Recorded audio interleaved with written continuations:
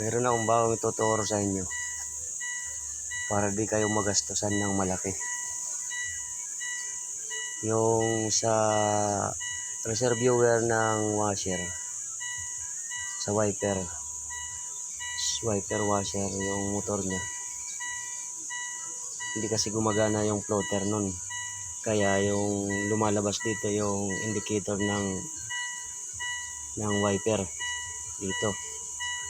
Pag laging lumalabas yan, kahit lagyan nyo yung reserve viewer, punuin nyo, nandyan pa rin.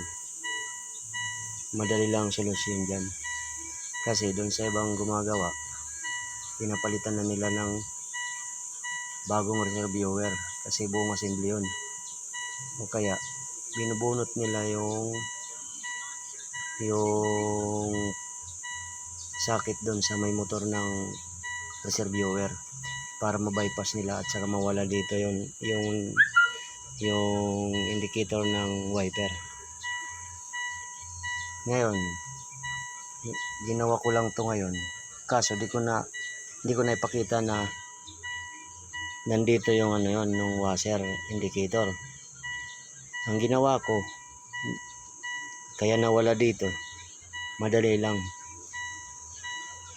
basta sundan nyo lang ang sasabihin ko. Ang sasabihin ko, tandaan nyo lang ito.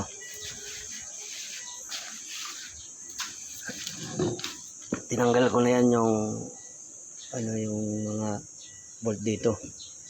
Saka ito kasi yung reserve viewer ng Montero. Ito. Yung motor nito nasa ilalim. Ito.